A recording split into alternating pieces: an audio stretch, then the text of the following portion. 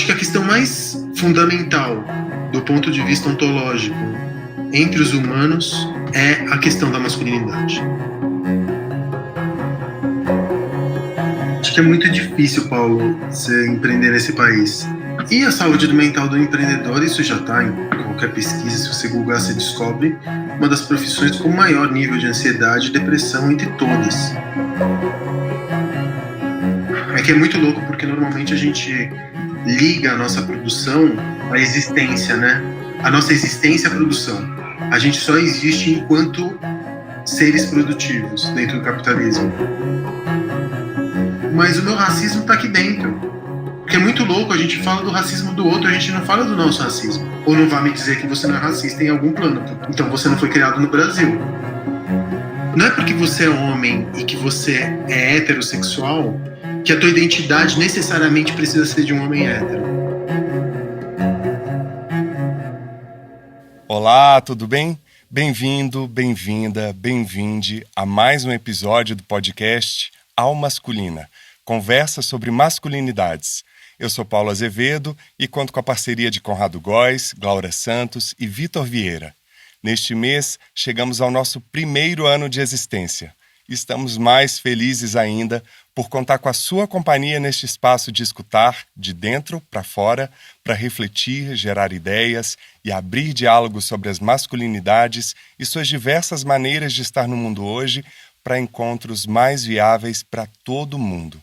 Muito obrigado por nos acompanhar e queremos agradecer também a todos, todas e todes convidados, convidadas e convidades que acreditaram no projeto e estiveram conosco nesses primeiros passos.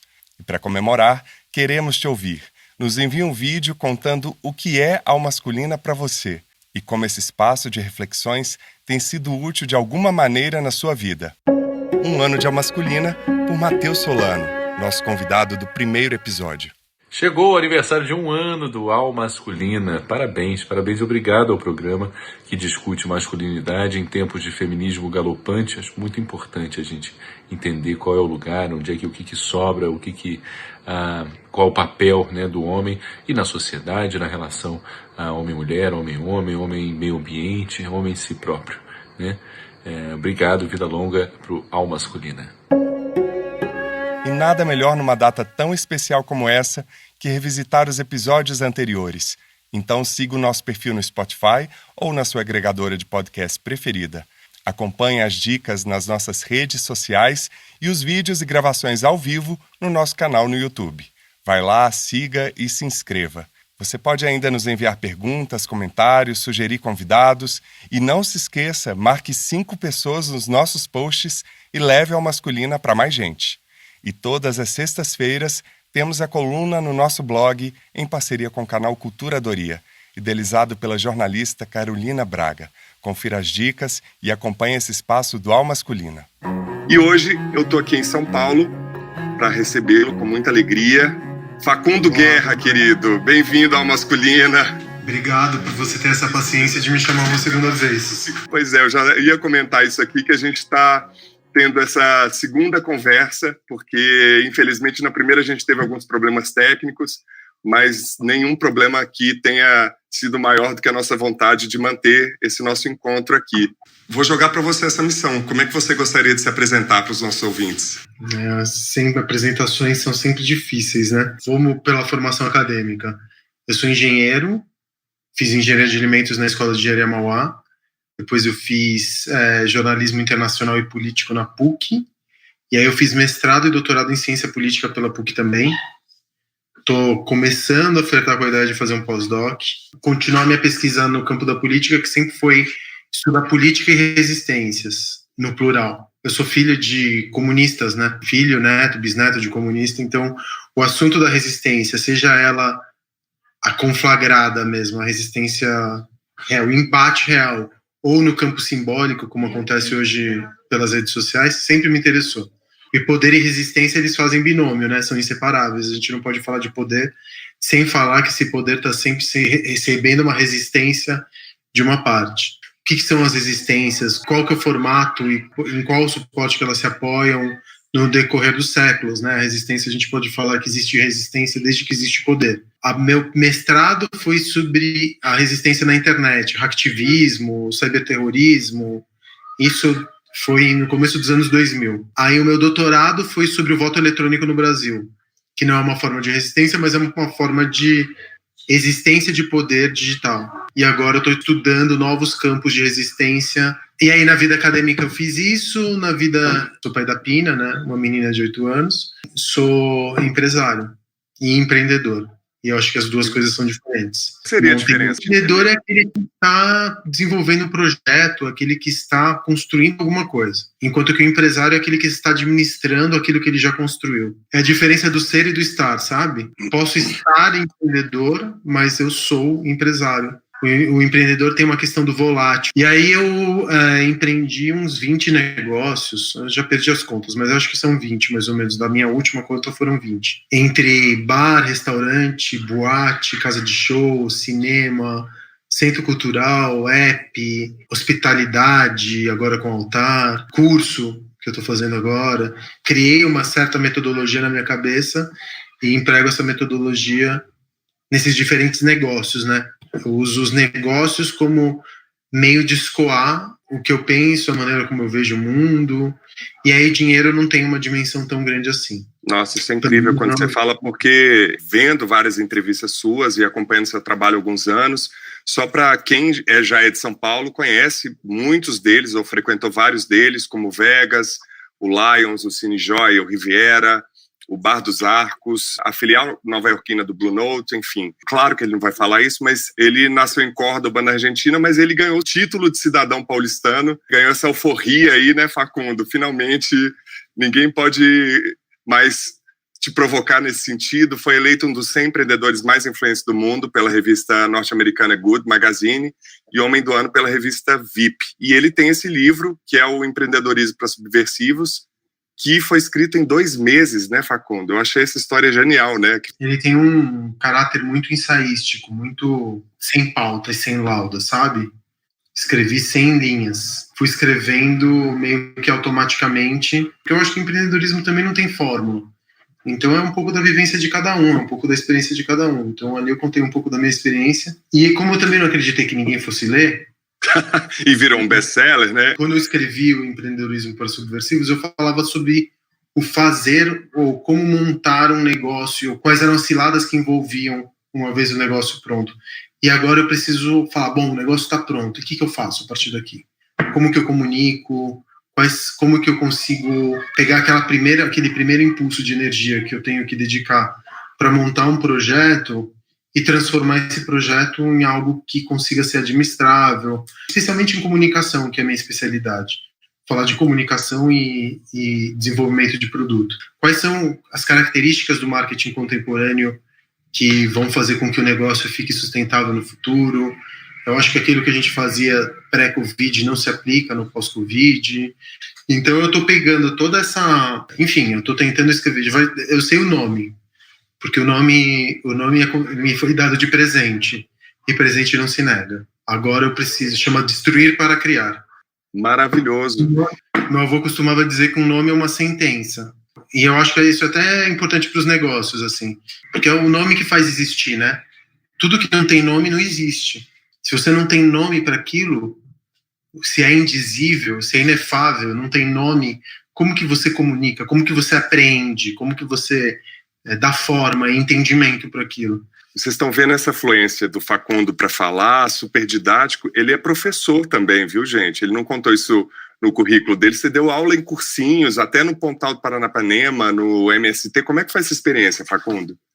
Eu acho que dar aula é uma das profissões mais nobres que existem. Enquanto eu crescia, eu me achava desprovido de qualquer dom.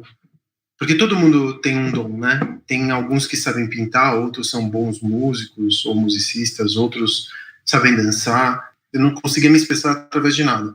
Nunca tive um dom, nunca soube desenhar, nunca cantei. As formas mais tradicionais de expressão, aquelas que a cultura pop se apropriou e que, enfim, fez famosas as pessoas que tinham esses dons, eu nunca as tive. sempre fui muito tímido, assim, eu sempre fui muito recluso. Eu nunca gostei de falar diante de outras pessoas, eu sempre tive muita vergonha. Até hoje eu fico muito abalado, nervoso antes de entrar num palco, falar e dar uma palestra. Eu fico completamente aterrorizado antes de me colocar diante da plateia. Mas eu entendi que eu tenho oratória. E facundo, em português, se você for procurar no dicionário, é um adjetivo, quer dizer eloquente. O nome é uma sentença. E aí, eu descobri que eu tinha eloquência. E aí, quando você tem eloquência e quando você consegue sistematizar as coisas e passar e ter paciência para explicar e reduzir a quantidade de discurso e tentar fazer com que as pessoas compreendam a mensagem, aí você vira professor naturalmente. E não tem nada mais bonito do que você ensinar uma pessoa a ler ou a escrever. Alfabetizei adultos pelo método Paulo Freire que eu aprendi ali na PUC. Depois eu dei aula de redação para alunos em situação financeira precária.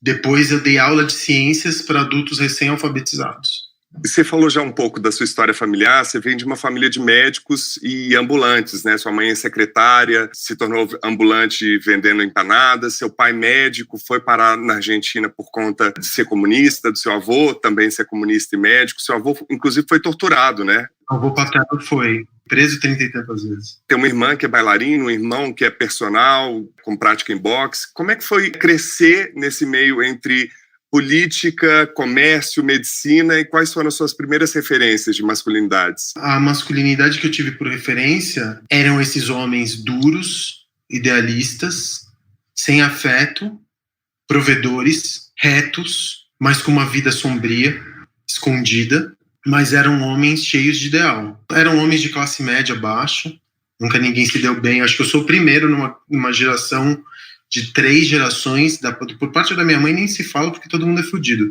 Por parte do meu pai, até meu tio chegou a ter um pouco de dinheiro, mas aí comunista também perdeu tudo. Parecia a gente crescer um pouco debaixo daquele credo que o dinheiro corrompia.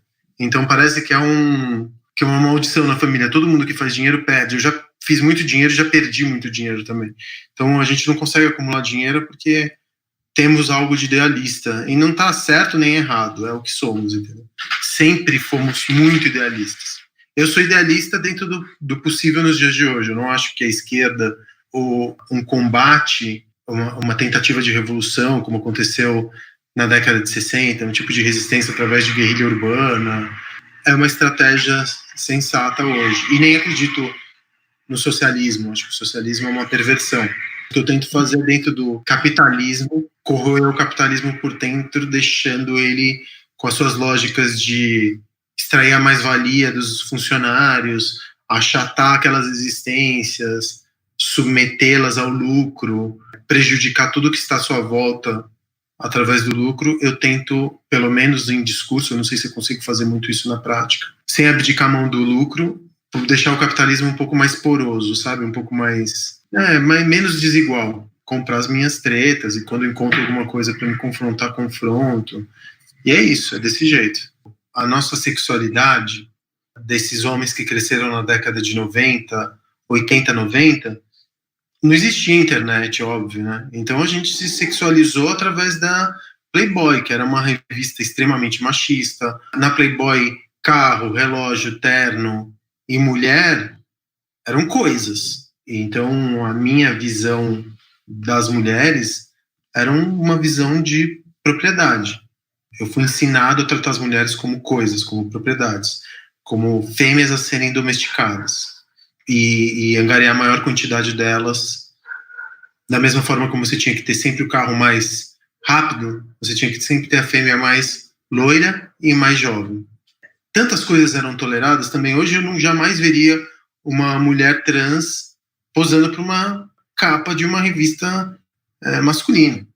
E a gente teve a Roberta Close, que na década de 80, meio que no campo do fetiche masculino, de você acessar o que se chama de feminino, e que na década de 80, como os homens eram muito mais reprimidos, aqueles que não conseguiam mostrar uma sexualidade diferente daquela que era permitida na sociedade, que é a heteronormatividade, eles escapavam dessa camisa de força transando com mulheres trans. Então a Roberta Close respondia a essa enorme população masculina que era provavelmente casada, que tinha relações heterossexuais, mas que, na verdade, o desejo deles era de relações homossexuais. Porque a identidade do hétero não podia se fragmentar, porque a masculinidade, sabemos, é algo muito frágil no homem brasileiro. Então, eles transavam com mulheres trans para sua identidade continuar íntegra. Você está citando esse exemplo dos anos 80, mas hoje o Brasil é um dos que mais consome pornografia trans e um dos que mais mata no mundo. Você acha que mudou muito essa realidade e percebe uma certa vigilância entre homens sobre essa masculinidade hegemônica, uma vigilância entre amigos? Mudou um pouco porque hoje a mulher trans é visível, né? Ainda como na franja das lutas políticas feministas, a mulher trans está na franja, mas a mulher trans é visível. Isso para a classe média branca e educada, que nem naquela época ela era visível sequer para essa classe média. Hoje, pelo menos, ela existe. Ela tem uma dimensão humana. Ela não estava no campo do bicho como a gente via uma mulher trans na década de 80. Então, hoje tem uma certa visibilidade. Mas essa é a contradição mesmo. Porque a masculinidade tóxica, o olhar para si mesmo e entender que o homem é esse bicho agressivo, expansivo, alfa, conquistador, destrutivo, essa testosterona que provocou a construção dessa identidade de macho tão destrutiva para o entorno, que não corresponde ao que cada um sente, porque uma coisa é como você foi construído, e a outra é o que você sente por conta das suas experiências, dos seus desejos, dos fluxos que saem de você. Essa construção é a raiz de grande parte dos nossos problemas hoje como sociedade, da relação nossa com a natureza. Acho que a questão mais fundamental do ponto de vista ontológico entre os humanos é a questão da masculinidade. Que tipo de masculinidade que a gente deixou aflorar, a gente aceitou, e quais são as consequências dessa masculinidade para o mundo? Essa masculinidade tóxica, que é acelerada pela testosterona, essa masculinidade vai destruir o mundo. Acaba com a espécie. A espécie, ela nunca esteve tão na berlinda quanto agora. A gente está começando o fim. Esse é bem o comecinho do fim, que já está acontecendo há algumas décadas, né? Talvez desde a década de 90 a gente está ouvindo só os alarmes. Mais, maior, melhor, mais rápido. Esse ethos que compõe a masculinidade tóxica é o que vai nos levar para um buraco. Ou então um mundo, estou falando de arquétipos, tá? Mas ele abandona essa masculinidade e se feminiliza dentro do arquétipo, ou a gente como espécie vai ser condenada a desaparecer em algumas décadas, ou quiçá alguns séculos, mas ela já era tóxica para quem a portava. Nenhum desses homens é feliz. Porque não é possível que a única maneira de você expressar a sensibilidade seja através do álcool. É muito louco, porque eu faço parte de várias rodas de homens. E homem é um bicho muito estranho. Entre os homens, eu vou te falar, entre 90% dos homens, a brincadeira fundamental é tentar encontrar alguém no outro. É procurar bichinha no outro. Para de ser bicha. Que coisa de bicha. Eu cresci com outros homens me acusando de bicha. A vida inteira eu fui acusado de bicha. Até hoje eu sou acusado de bicha. Como se isso fosse uma acusação, para começarmos, né? Tô falando de acusação pelo lado do outro, como se isso fosse vergonha, se fosse errado, se não fosse natural ou normal. Mas segundo, é essa grande paranoia de um homem heterossexual. Ser acusado de bicha ou não ser homem o suficiente. Porque a ficção da construção masculina é em oposição a tudo que é feminino, né? Então não posso me aproximar ou nem esbarrar em qualquer sintoma de uma possível feminilidade, né? É engraçado que às vezes eu tomo cuidado aqui na masculina de cair num discurso também essencialista sobre o que é ser homem. Homens são várias possibilidades, assim como ser mulher são várias possibilidades. Você estava comentando da Pina, que inclusive numa entrevista você falou que não queria ter um filho homem porque homem é violento, predador e tal, porque lidar contra o homem é como um duelo de alces, medindo forças. Você acha que isso é um pressuposto para e entre os homens? Qualquer relação com outro homem é de combate e de violência. Seja violência no ponto de vista da fala, seja violência no ponto de vista da postura. Qualquer relação com outro homem é uma relação de controle e dominação. 2 machos começam a cheirar o rabo um do outro para ver quem é alfa. Raramente eu encontrei na vida uma relação colaborativa com outro homem, a não ser que esse homem fosse um homem gay, que eu vou falar um pouco questionável, vai. Eu acho que eu tô falando uma grande besteira, mas eu vou falar mesmo assim, você me perdoa se eu ofender a qualquer pessoa aqui, por favor, me perdoe. Eu acho que gay, ele passa pela sexualidade, mas o gay também passa por uma postura política com relação ao mundo. Vamos chamar de gay e queer. Não é porque você é homem e que você é heterossexual que a tua identidade necessariamente precisa ser de um homem hétero. Eu posso ter uma identidade queer. Ou eu posso até eventualmente ter uma identidade gay, porque eu conheço muitos gays que não gostam de transar, que são assexuados e que não estão interessados no sexo, mas que se identificam como gays. Como eu também conheço muitos héteros que não estão mais interessados em sexo, mas que se identificam como héteros. Uma coisa é a tua vontade, o teu desejo, para onde aponta seu desejo, como você é formado. E a outra é com o que você se identifica. Então eu acho que eu posso ser hétero e queer. Será que eu posso ser hétero e queer ao mesmo tempo? É complicado porque o queer e ser gay também são lutas políticas. Então é difícil você usar a identidade de gay dentro de uma heterossexualidade, porque eu também poderia falar, mas será que eu posso ser branco na cor da pele e negro na minha identidade? Não, você não pode. Impossível. Porque ser negro, ser preto, parte de uma condição histórica, política histórica de submissão. E logo você esvazia a luta política daqueles que estão na minoria. Mas eu acho que o queer vem aí para resolver esse lance. Queer não necessariamente está ligado a uma sexualidade. Eu estou falando tudo isso porque eu não consigo me ver como um hétero. É incômodo para mim o hétero. Falo isso com uma certa vergonha, porque você ser hétero e você se identificar como hétero e você se comportar como hétero vem acompanhado de uma série de pressupostos de comportamento que eu tenho vergonha. Talvez você não tenha vergonha, não é da masculinidade hegemônica, que é essa ficção do mais forte, do mais rápido, de tudo isso que você já falou um pouco? Ela não é uma ficção, porque a gente produz e reproduz essa masculinidade no nosso dia a dia. A ficção então, eu quero dizer no sentido de inalcançável, porque se for pensar a masculinidade hegemônica, quem está no topo da pirâmide é um modelo quase inalcançável, a começar da raça, a começar da classe social, a começar de uma série de coisas, né? Nesse sentido que eu falo de ficção. É inalcançável, mas ao mesmo tempo não impede de que a gente reproduza a opressão Sim. a cada contato. Sim. Então é inalcançável, mas o efeito dela a gente sente em cada relação. Concreto, né? Pergunta para qualquer mulher que anda na rua, para qualquer pessoa na periferia que tem o seu pescoço estraçalhado por um policial. A gente continua reproduzindo isso. E em determinadas profissões, como por exemplo, a profissão de policial, ela é o lugar perfeito para você exercitar essa masculinidade tóxica. Deve ser raríssimos os casos entre os militares que são assumidos e que são respeitados e que pode subir de patente. Eu não conheço nenhum general que já se disse gay ou que já assumiu a sua sexualidade. Eu também não.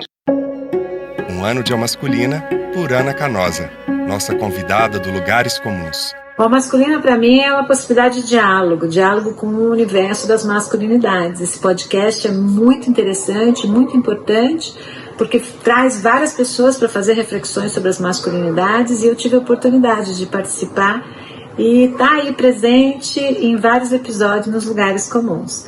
Parabéns pelo seu primeiro ano, sem contar que a voz do Paulo embala todos os episódios do podcast, uma delícia.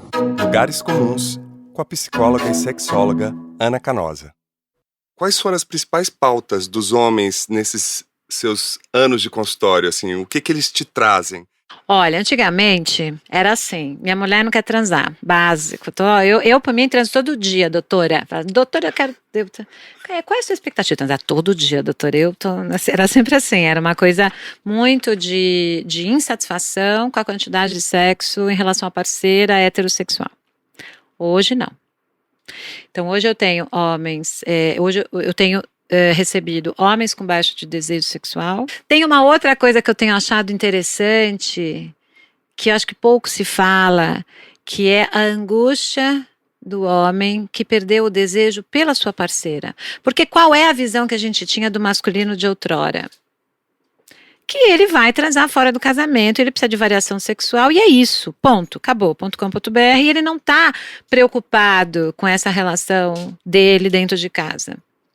E hoje em dia, eu já tenho muitos atendimentos de homens com práticas sexuais específicas que as parceiras não sabem, por exemplo, que não conseguem mais ter o desejo sexual pela parceira, mas tem esse desejo sexual presente, e aí e angustiado, o que eu faço com isso? Porque eu gostaria de estar transando com a minha parceira. Isso é uma queixa completamente nova, no sentido, eu acho, social mesmo, da busca dos homens. Talvez porque hoje esteja mais fácil falar disso, por isso buscam mais, não sei. Tá mais fácil ou tem mais informação? Talvez tenha mais informação, acho que a gente já fala muito de sexualidade, então acho que fica, tá melhor. Homens que sofrem de amor, sofrem por amor, muitos. Eu pego na mão dele e falo, vamos lamber as feridas, gato, vamos lá, tá foda, né? Ai, Ana, tá foda, que merda. Aí às vezes eu brinco, falo, nossa, você parece a Cinderela, cara, você parece a Cinderela esperando ser escolhido? Que bosta, né, você viu? Aí eles querem me matar, mas eles me amam. Porque tem um sofrimento, sabe? Tem um sofrimento de amor agora que pode ser falado. Então, assim, não é que isso não existia. Isso sempre existiu. Mas hoje pode ser falado. Então, eu posso falar do meu sofrimento de amor, eu posso dizer que eu estou apaixonado por uma mulher que não me quer, eu posso dizer que eu estou numa dualidade amorosa, numa infidelidade conjugal, mas eu me sinto mal por isso, porque eu de fato estou dual, não é que eu acho legal trair, sabe? Eu tô sofrendo, eu não sei o que fazer. Homens que, putz, eu tenho uma prática sexual muito específica que eu não consigo falar pro meu parceiro ou pra minha parceira. E o sexo entre meu parceiro ou minha parceira já não funciona pra mim. O que eu vou fazer? Porque eu não consigo, e eu gostaria de. Então, já tem outros tipos, tem essas queixas que talvez o mundo feminino tenha mais facilidade de se comunicar, que agora aparecem. Sabe? E eu acho que isso é muito bom, porque os homens estão podendo falar das suas dores, né? Tanto na esfera da sexualidade quanto na esfera emocional. Conheça mais sobre o trabalho da Ana. Acesse anacanosa.com.br. Bom, essa foi a nossa convidada, Ana Canosa, psicóloga e sexóloga, autora do livro Sexoterapia, do podcast Sexoterapia da Universal UOL. Você já passou por alguma situação parecida? Você já fez terapia? Como é que você se cuida? Olha, eu já tentei várias vezes fazer terapia. 3 ou 4 períodos da minha vida com terapeutas diferentes. Mas em algum momento eu não consigo, eu travo. Porque eu acho que você falar sobre si mesmo ou tentar raciocinar... Eu acho que a gente tende a criar uma ficção a partir do nosso eu, sabe? E eu acho que quando você fala muito sobre si mesmo, você acaba reforçando as paredes e as dimensões dessa personagem que você acredita que você é. Recomendo para todo mundo. Só que eu acho que às vezes funciona e às vezes não funciona. Para mim, o que funciona é bola. Se tem períodos em que eu tô mais triste, assim, aconteceu umas 2 vezes na minha vida em que eu fiquei realmente down, eu fui para um psiquiatra e pedi um alívio químico. Tomei antidepressivo, ansiolítico, e depois de 3 ou 4 meses eu desmamei. Insatisfeito consigo mesmo, ou triste, ou melancólico, eu fico 1 ou 2 vezes por semana, e isso faz parte de um estado natural das coisas. E defeitos, eu sou coberto deles. Contanto que meus defeitos não estejam ativamente machucando alguma pessoa, isso eu tenho que pedir o tempo inteiro, ainda que me machuquem, mas que não machuquem o outro. Eu não quero ser um homem perfeito. Eu erro com outras pessoas, peço desculpas, aprendo, tento não errar da mesma maneira. Faz parte da vida. E é muito louco, né? Porque um homem que fale que não consegue transar com a sua companheira, ou que comete uma traição e se sente culpado e vai falar com a terapeuta, mas é porque o homem não tem com quem falar. Chega para um amigo e fala assim, cara, eu não tô conseguindo transar com a minha mulher. Para de ser viado. Se você não transar, outro vai transar. Esse é um ponto interessante porque, por exemplo, eu faço terapia há muitos anos, eu já passei por várias experiências, umas que não duraram muito tempo também, porque não funcionou com a linha de pensamento, outros que também, por um momento de vida, foram um suporte muito fundamental. É engraçado você falar isso, tem essa coisa da relação, se o homem está fazendo, ainda tem uma certa psicofobia, né? Você está fazendo terapia por quê? Tá maluco? Vamos tomar uns goles que você resolve. A resolução é sempre no lugar da meta, né? Um problema traz uma meta, vamos resolver. A grande terapia do homem hétero é a cerveja de litrão. Ainda hoje? Até hoje. Até hoje. É o fato do homem beber, isso desarmá-lo, e aí ele conseguir se exprimir. Então, e aí abraça o outro. Fala, eu te amo, você é meu melhor amigo. Aí passa a mão na bunda e depois cata uma travesti. Porque aí ele desarma. Da forma como você fala de si, parece ter essa clareza, que eu não sei se vem da sua infância ou da forma como você foi apresentado aos livros, a construção da sua autoestima foi feita na infância e o quanto ela ainda reverbera hoje. Todas as vezes que eu refleti sobre mim mesmo, olhar para dentro, tentar identificar quem sou essa pessoa, eu acho que tem uma coisa meio de física quântica, sabe? Eu não estou falando física quântica no sentido metafísico, de você olhar a partícula e imediatamente ela mudar de comportamento, só porque ela está sendo observada. Sim. Eu acho que o ego também tem um pouco disso. A partir do momento que você fala de si, ou você observa a si mesmo, você transforma o comportamento que seria natural. Né? Porque acho que a gente tem quem somos de verdade, mas que eu vejo assim, como se você tivesse dentro de si múltiplas constituições. Eu devo ter um eu mulher, do ponto de vista do arquétipo, um eu mulher, um eu criança, tantos egos, e eu tenho uma constituição maior que acaba abafando todas essas menores. Então é muito legal quando você toma, por exemplo, ou até quando você bebe, ou quando você vai num terreiro, ou quando você toma um ácido, ou quando você toma ayahuasca, ou você toma DMT, essa constituição mais tirânica, ela se dissolve. E as outras constituições sobem, emergem. O que fala de você? Isso que incomoda muito do fora. A história de que o outro é um espelho, sabe? O que me afeta, né? O que encontra em mim que afeta, né?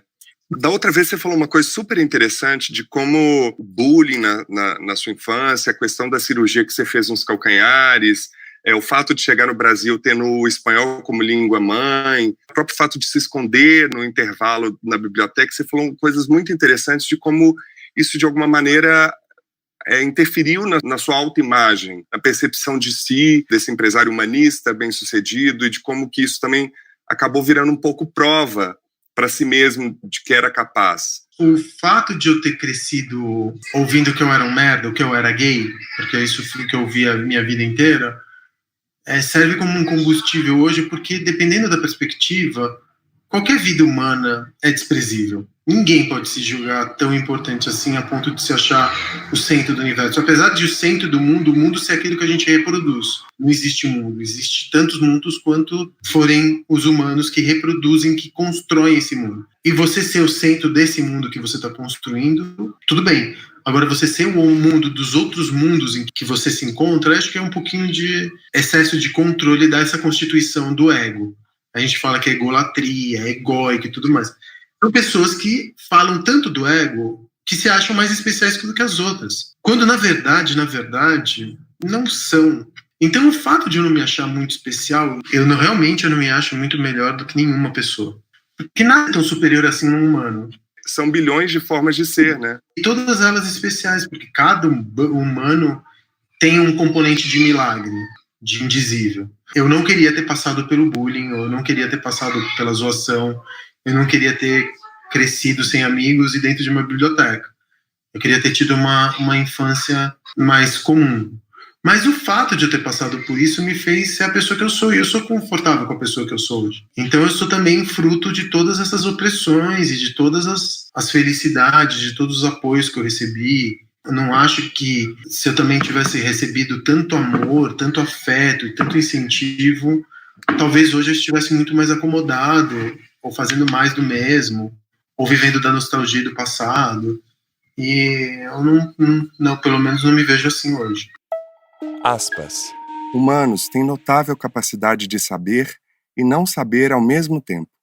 Ou mais corretamente, eles são capazes de saber alguma coisa quando de fato pensam sobre ela, mas na maior parte do tempo não pensam sobre ela, por isso não sabem. Se realmente se concentrar, você se dará conta de que dinheiro é ficção. Mas normalmente você não se concentra. Se lhe perguntam sobre o futebol, você sabe que é uma invenção humana, mas no calor de um jogo, ninguém lhe perguntará sobre isso. Se dedicar tempo e energia, você poderá descobrir que nações são elaboradas invencionices, mas em meio a uma guerra, você não tem tempo nem energia. Se você exigir a verdade suprema, constatará que a história de Adão e Eva é um mito.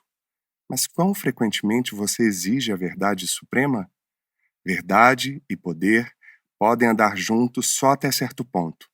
Cedo ou tarde vão seguir caminhos separados. Se você quer poder, em algum momento terá de disseminar mentiras.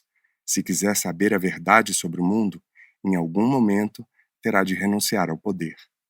Terá de admitir coisas como as origens de seu poder, por exemplo, que vão enfurecer aliados, desengajar seguidores e minar a harmonia social. Não há nada de místico nessa lacuna entre a verdade e poder. Como testemunho disso, apenas encontre um típico americano protestante, anglo-saxão, branco, e levante a questão de raça. Localize um israelense da corrente majoritária e mencione a ocupação. Ou tente falar com um sujeito comum sobre patriarcado. 21 razões para o século XXI, de Yuval Noah Harari. Você vislumbra uma mudança ou ruptura nesse sistema patriarcal capitalista ou você continua sendo fatalista em relação a isso? Eu acho que a gente vai precisar quebrar para se reconstruir. Eu não vejo a emergência nesse sentido. Eu sou pessimista a curto prazo e otimista a longo.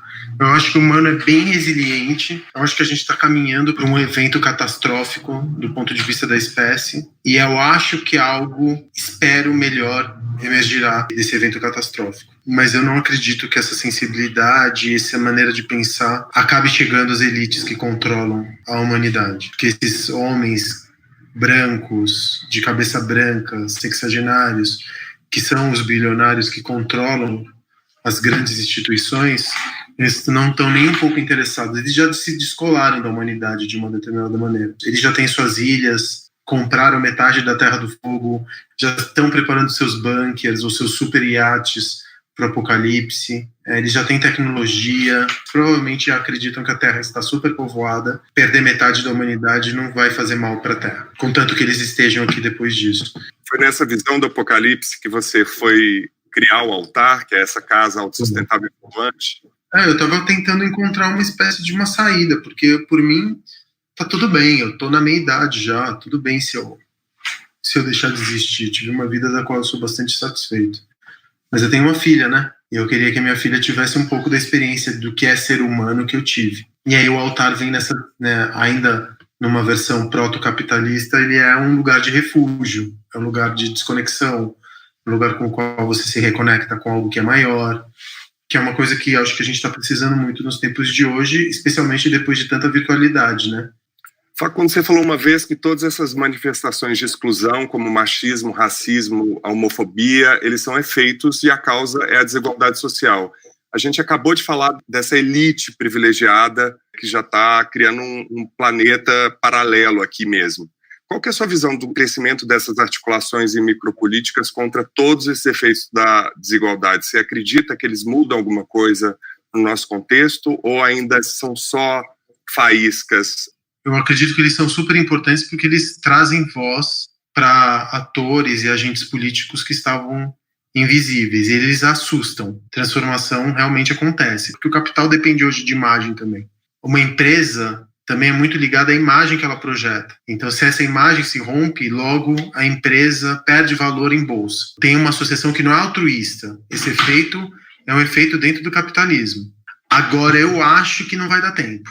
Nossa, Facundo, eu vou ter que tomar um banho de sal grosso depois dessa conversa. Para onde que eu vou? Então, essa resistência da qual a gente estava falando, ela é uma resistência muito estetizada e que não consegue perfurar a bolha epistemológica das redes sociais. Então, é mais uma coisa para você se associar com o outro e para que o outro te enxergue e você enxergue o outro. Lógico, eu, homem, branco, esquerdopata, esquerdomacho, vou postar o quadrado preto, porque é assim que eu quero que outras pessoas que também são esquerdopatas e que também são esquerdomachos me vejam. Mas o meu racismo está aqui dentro. Porque é muito louco, a gente fala do racismo do outro, a gente não fala do nosso racismo. Ou não vai me dizer que você não é racista em algum plano, então você não foi criado no Brasil. Porque eu realmente acredito que esse daqui é um dos países mais racistas do mundo. Foi o último até a escravidão abolida. Ficou uma coisa muito estetizada, assim, muito resistência de feed, sabe? Ao mesmo tempo que no nível do discurso e no plano simbólico dá voz para essas minorias políticas, mas continua morrendo preto na periferia todo santo dia, cada 23 minutos. E aí? No que ela transforma? Começou a morrer a cada 25, depois que a gente publicou o quadrado preto no feed? Começou a morrer a cada 27? Começou a morrer a cada 32? Começou a morrer a cada hora? Não. Adianta você publicar um quadrado preto no teu Instagram e fazer a tua funcionária ir 3 vezes por semana na tua casa no meio da pandemia pagando 2 contos para ela? Ah, porque a Maria é de casa? Eu trato a Maria como se fosse minha família? Tem um descolamento entre o discurso e a ação. Antifascista é uma das questões mais chave para mim que eu tive na quarentena. A emergência do antifascismo. Uma que grande parte das pessoas não sabe o que é fascismo, não sabe a origem. Eu não sabia, vou te confessar. Eu fui ler a respeito. Eu falei, peraí, que tipo de fascista eu tô falando? Aí eu fui ler o que era fascismo, enfim. Li uma biografia do Mussolini, pra você ter uma ideia. Você consegue ser antifascista e ao mesmo tempo pacifista? Você é antifascista, mas você tá disposto a sair na mão com quem passeia de suástica por aí na camiseta? Você cria algum espaço de reflexão, de discurso, de ideia, ou é só um feed, né? Até quando a gente vai tentar trocar ideia com fascista? Eu não posso ser antifascista, porque é muito louco. Uma das características do fascismo é o controle da violência. Então, ele se julga detentor do monopólio da violência. O Estado e o fascista. E o Estado é fascista em alguns níveis. Então, quando você vai trocar ideia com o fascista, raramente você consegue chegar num plano de diálogo. Se ele colocar a violência como uma forma de troca e você recuar, ele vai fazer com que o mundo dele seja imposto a você. Então, se você realmente é antifascista, em algum momento você vai ter que se arriscar, em algum momento você vai ter que trocar. Eu prefiro muito mais as palavras, eu sou muito mais articulado, gosto de usar lógica, mas eu acho que também não se arriscar, se acovardar diante da covardia alheia, é impensável nos dias de hoje. Alguém tem que parar esses caras. Estamos vivendo tempos absurdos e obscuros, né? Você já se viu numa situação em que alguém fez algum comentário homofóbico ou fascista ou racista que você teve que tomar uma atitude? Eu vivo numa bolha, porque eu não conheço fascista, eu não me relaciono com bolsonaristas. Eu boto uma mulher trans preta na porta do meu bar. Nas fundações do Teatro Municipal de São Paulo, né? Que é pra elite paulistana. Porque ali eu começo a filtrar os bolsonaristas. E eu boto ela num lugar de poder. Se ela não for muito bem tratada por quem chegar naquela fila, essa pessoa não vai entrar. E ela não vai entrar porque eu não quero que ela entre. É proposital. Porque a mulher negra e trans, de periferia, dentro da escala do direito político, ela praticamente não existe do ponto de vista político. O papel dela é exatamente esse. Não deixe pessoas que não aceitam a tua existência entrarem nesse bar. Você vai no Bar dos Arcos, você vai ver que grande parte da brigada ou é não binária ou é gay. Eu acho que eu tinha um funcionário hétero, assim. Por quê? Exatamente. Se você não consegue respeitar a existência do outro, não entre aqui. O seu dinheiro não é bem-vindo. Eu acredito muito que dinheiro é uma forma de energia que você troca. E na verdade. Facundo, nosso convidado do episódio 14, aqui do Alma Masculina, mandou uma pergunta para você. E aí, Paulo, Facundo, eu tô aqui, terminando de almoçar com obra aqui do lado de casa, do lado de lá a obra, uma barulheira danada. Parece que as coisas estão acontecendo no ritmo que nada aconteceu nesses últimos tempos. Então, para uma pessoa que tem a trajetória em cima de aglomeração, né? Essa que acho que é a analogia legal de se fazer, Facundo. Como que é para você empreender na não aglomeração? Acho que essa é uma pergunta interessante. Beijão para você, sucesso cada vez mais, camarada. Beijão, Paulo. Gustavo Ziller, convidado aqui do episódio 14, mandou essa pergunta para você. Eu achei super interessante ele ter enviado essa pergunta, porque ele também é empreendedor, montanhista, também é pai, e ele fez uma conversa deliciosa com a gente aqui no Masculina, e ele te faz uma pergunta de alguma projeção de futuro, né, que eu acho que todo mundo deve estar te perguntando, mas eu queria também que você comentasse, Facundo, sobre empreendedorismo e saúde mental, essa ideia de meritocracia, sendo que a gente tem números absurdos, que 80% dos negócios falham no primeiro ano, 95% das empresas brasileiras são MEI, enfim. Como é que você vê tudo isso e que projeção você faz na sua área e para os negócios aí no Brasil, para quem é empreendedor e empresário? Eu acho que existe uma impossibilidade aí. Como eu lido com um lugar de sociabilidade, é impossível digitalizar a minha experiência, a experiência que eu provia. Então, a única coisa que me resta é entender o fracasso, que é coletivo, né? Não é meu, não é íntimo. O fracasso é um acidente. O que a gente está vivendo, para mim, é um trauma decorrido de um acidente, entre aspas, né? Tem que fazer o quê? Ter paciência, esperar, não tentar mudar a coisa antes do tempo, entendeu? Tem gente que está muito pior do que eu tô. Então agora é a hora de escutar, é a hora de entender, é a hora de lamber ferida, é a hora de ficar mal, é a hora de não produzir, é a hora de aprender, é a hora de ser mais passivo, então não tão ativo, não querer falar o tempo inteiro, mas querer mais receber. Eu estou encontrando outros espaços, eu estou dando aula, estou falando contigo, que talvez fosse muito difícil na minha vida anterior, por conta da agenda. Estou lendo, jogando videogame, estou refletindo. Eu não estou deixando de desistir. É que é muito louco, porque normalmente a gente liga a nossa produção à existência, né? A nossa existência à produção. A gente só existe enquanto seres produtivos dentro do capitalismo. E é muito louco, porque eu não estou produzindo muita palavra, estou produzindo conversa, estou produzindo discurso, mas eu não estou produzindo coisa. E continuo existindo, com uma dimensão até mais rica, porque eu estou fazendo menos daquilo que eu fazia, que era muito no automático, e agora eu estou fazendo outras coisas. Quando eu não estou fazendo nada, tudo bem também. Não me cobro mais por ser produtivo. A gente glorificava muito o trabalho, né? Pré-pandemia. O que você está fazendo? Estou trabalhando tanto, nossa, não aguento mais. Super ocupado, todo mundo super ocupado, todo mundo fazendo um monte de coisa, todo mundo com 1000 projetos, mesmo os que não tinham 1000 projetos. Eu vou voltar quando a natureza permitir, quando esse vírus estiver desaparecendo, quando ou a ciência permitir a gente encontrar uma vacina. Então eu estou também travando contato com aqueles desejos que estavam dormentes e que talvez, se não fosse por essa pandemia, eles jamais voltariam, entendeu? Que sorte que eu posso fazer isso, né? Tem gente que tem que sair pra rua e vender chocolate porque não tem o que comer em casa. Que sorte que eu tenho isso. É isso, se dar conta dos privilégios, acho que é chave nesse momento. Acho que é muito difícil, Paulo, você empreender nesse país. A gente fala muito de propósito, de encontrar o seu propósito para começar a empreender. Isso é uma grande mentira que estão contando por aí. Mais uma palavra vazia.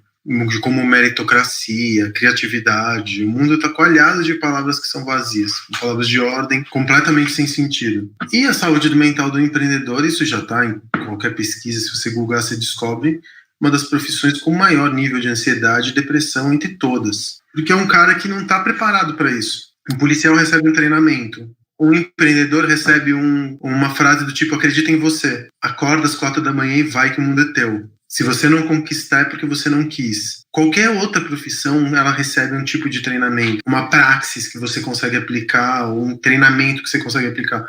O empreendedor não conta com absolutamente nada. Ele conta com um monte de livro vazio, que são travestidos de autoajuda, um monte de coach de Instagram e um monte de curso mentiroso, feito por um monte de gente que nunca empreendeu porra nenhuma. Então, quando esse cara falha, e ele inevitavelmente vai falhar, porque é um país que não tem crédito, que tem uma burocracia gigantesca e que ele não tem nenhum tipo de preparação teórica ou intelectual para montar um negócio, ele faz isso por pura necessidade. Óbvio que aí as taxas de quebra são gigantescas, como você estava falando. Quando o cara quebra, o que ele acha? Que ele não merece, não estava à altura suficiente, porque Deus não quis. O grande empreendedorismo está nas periferias, né? Está dentro dessa cultura da teologia da prosperidade, que você vai ser próspero se Deus quiser, se você acreditar em si mesmo. Muito louco, porque às vezes ou Deus é um Deus externo, ou Deus é o seu próprio ego que é capaz de transformar todo mundo apenas com a sua vontade, como se você conseguisse tocar numa montanha e transformá-la num grão de mostarda. É muito louco, porque tem essa coisa da transformação através da vontade muito ligada com Deus, né? Na periferia, ou nos cultos, são poucas as pessoas que estão empregadas, freelancer, ou tem o seu bico, ou tem o seu negocinho. Essa teologia é aplicada porque se fala assim, se você acreditar em Deus e você me der dinheiro e Deus perceber teu esforço, você será vencedor. É exatamente a mesma coisa para a classe média, só que você tira Deus e coloca o eu no lugar. E as mesmas regras se aplicam. Recai sobre si mesmo, né? Já que tudo me foi dado para que eu acontecesse e eu não fui bem sucedido, então a falha sou eu, né?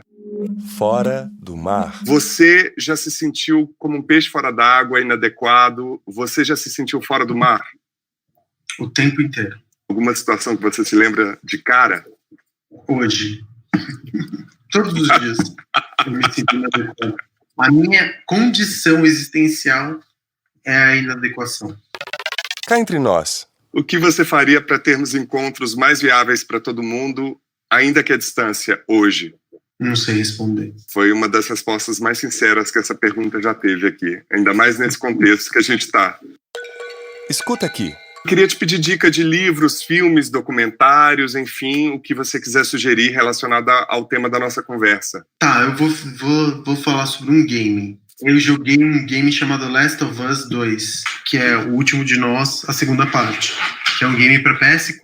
A protagonista é uma pós-adolescente, uma jovem mulher de 20 e poucos anos, 20 anos, se não me engano, que é gay e que sai ao mundo, que é um mundo pós-apocalipse, para vingar a morte do pai não biológico dela, de resolver as questões de própria masculinidade desse homem com essa mulher. E ela se apaixona por uma amiga, e eu acho que é a primeira vez que você tem num game uma personagem que é mulher, mas ao mesmo tempo ela não parece muito binária e ela é gay ao mesmo tempo. E é uma profunda viagem, uma narrativa, apesar de ser muito violento, ele é meio gore, assim, de tão violento, porque é pós-apocalíptico, tem zumbi e o cacete A4, mas o zumbi também é uma metáfora, né? E é uma das peças de conteúdo mais profundas que eu tive acesso esse ano.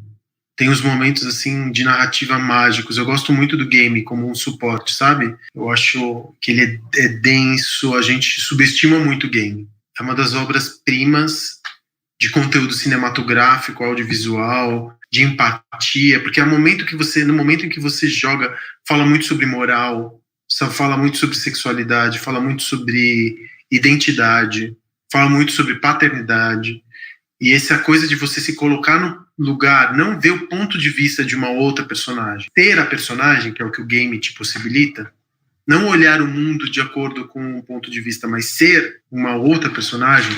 E no jogo você joga com várias personagens, a arqui-inimiga dela, ela, a namorada, o pai, que não era o pai biológico, te possibilita multidimensões assim, de visão. E te possibilita também exercitar a empatia. Eu acho que foi uma das grandes surpresas que eu tive na quarentena. Jogar esse jogo e ficar maravilhado com o game como suporte, apesar de sempre ter me deparado com games que eram muito de um nível intelectual bem baixo, sabe? Que era mais mecânico, mesmo, escapismo puro. Nada contra, a mesma coisa que você vê um filme de super-herói. E eu gostava, mas poucas vezes eu me deparei com tanta densidade como nesse game, assim. Pra você jogar o game inteiro são 26 horas, 28 horas. Eu acho que, assim, é uma das coisas mais bonitas que eu vi de audiovisual, sério. Recomendo muito. E já que no último domingo agora foi o Dia dos Pais, eu queria dar uma dica, que é um filme que eu tenho certeza que você também já viu, Facundo, que é o Capitão Fantástico, com o Viggo Mortensen, dirigido pelo Matt Ross. Você como pai, ali tem um personagem incrível, né? Aquele homem educando os filhos ali naquele estado de isolamento. Um dos filmes mais emocionantes que eu já vi sobre paternidade, assim. É muito bonito, né? Mas é muito cruel também, porque não existe paternidade fora do capitalismo. Ele não criava como filhos, segundo a concepção capitalista da paternidade. Ele estava construindo guerreiros, ele estava construindo deuses. Ele não estava construindo filhos e filhas. porque ele estava à margem do capitalismo. Ele era um anarquista, né? Tá montando a família dele, que não era nem uma família, era uma alcateia. Tava no campo do bicho, mas do bicho no melhor sentido da palavra.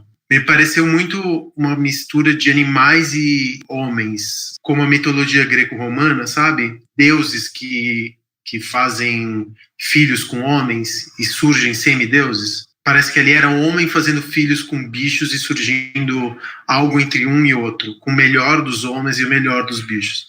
Um lugar de plenitude tão grande, né, de afeto entre eles também, sem deixar de lado uma realidade, relação, dignidade. Prestem muita atenção numa cena em particular que tem uma interpretação incrível da canção Sweet Child of Mine, do Guns N' Roses, que é emocionante, assim. Eu queria indicar um filme francês também sobre paternidade, que é Uma Família de Dois, com Omar Sy, que é do Hugo Guélan, que conta a história de um pai que tenta lidar com a chegada inesperada de um bebê de poucos meses chamado Glória, e a partir daí são 8 anos de uma relação até que a mãe biológica dessa criança reaparece, tentando recuperar essa menina. É um filme lindo, eu acho o Omar Sy um dos grandes atores franceses da atualidade, eu acompanho tudo que ele fez, já dei várias dicas aqui no Alma Masculina. E o último, uma homenagem ao nosso convidado, Odisseia dos Tontos, com o Ricardo e o Tino Darim, que é um filme incrível, assisti esse ano, que conta a história de um movimento numa província de Buenos Aires, um grupo de vizinhos se organiza para comprar uns silos abandonados e, enfim, eles estão enfrentando uma crise ali e eles vão tentar superar um golpe que eles tiveram depois de atingir fundo do poço, literalmente, assim. Mostra um movimento de reação dessas pessoas com toda a humanidade, humor e aqueles roteiros argentinos que eu sou fascinado, além do próprio Ricardo Darim, que também é um super ator. O Darim, melhor que ator, é um bom seletor de roteiros. Como é que faz para te achar nas redes? Contar um pouco do seu projeto? Eu estou fazendo as lives num curso gratuito que eu estou dando para empreendedores ou pessoas que querem empreender. Eu estou fazendo lives semanais, sessões de aconselhamento, mentoria, como você quiser chamar, para pessoas que estão derrapando nos seus primeiros negócios. Eu sou encontrável pelo @Facundo Guerra no Instagram. E no site facundoguerra.com.br. Lá tem as informações do curso, né, Facundo? Tem sim. Lá. Maravilha. Facundo, quem você gostaria de indicar para ter essa conversa aqui no Alma Masculina e por quê? O Rodrigo Oliveira do Mocotó, sabe? Chefe de cozinha. Porque ele é pai de muitos filhos e filhas. E eu acho que também é um dos caras mais generosos que eu conheço, sabia? Eu pago muito pau pro Rodrigo. Eu acho um cara sensível, um baita de um homem.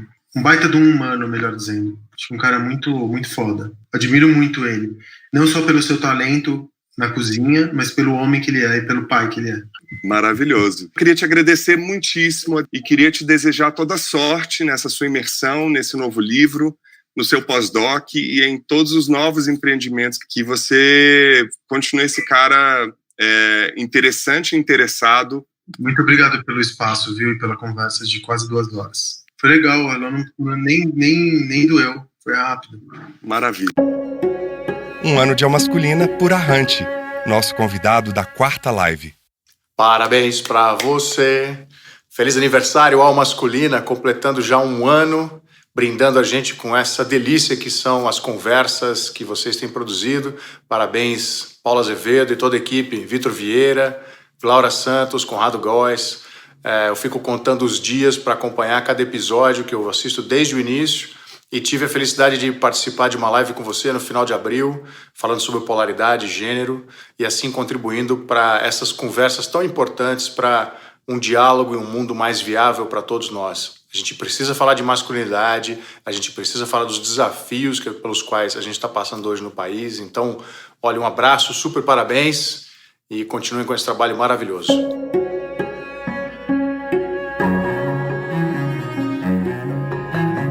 Você já sabe, nos envie um vídeo para o e-mail contato@comcultura.com.br contando o que é Alma Masculina para você e como esse espaço de reflexões tem sido útil de alguma maneira na sua vida. E para continuar essa conversa, visite nosso site. Lá você encontra todas as dicas dos nossos quadros, além da transcrição do Lugares Comuns, o episódio na íntegra e a coluna semanal no nosso blog. Anote aí, www.comcultura.com.br/almasculina. Continue nos enviando mensagens e comentários e compartilhe o Alma Masculina nas redes. Você nos encontra em diversas agregadoras de podcast, Spotify, Deezer, entre outras. E no Facebook, /Almasculina Podcast, e no Twitter e no Instagram, @Almasculina. E no Facebook, /Almasculina Podcast, no Twitter e no Instagram, @Almasculina. Gostaria de agradecer muitíssimo a todas as pessoas que colaboraram, em especial Facundo Guerra e Ana Canosa. E também não posso deixar de agradecer Roberto Vogel, Soraya Azevedo, além de todos os convidados que confiaram no nosso propósito ao longo deste ano e compartilharam suas visões e experiências conosco. Muitíssimo obrigado. E quero mandar um abraço para todas as pessoas que acompanharam a gravação ao vivo deste episódio pelo nosso canal no YouTube. Acompanhe as próximas. Bom, nosso episódio fica por aqui. O Alma Masculina é feito por Conrado Góes na trilha sonora original, gravação e mixagem, @Conza01, Glaura Santos na identidade visual e arte, @Glaura Santos, Vitor Vieira nas fotos e no registro em vídeo, @Vitor Vieira Fotografia, e eu, Paulo Azevedo, na idealização, roteiro, edição e apresentação, @Paulo Azevedo Oficial. Esse podcast é realizado pela Concultura. E você que nos deu o prazer da sua companhia até aqui, muitíssimo obrigado e até o próximo encontro.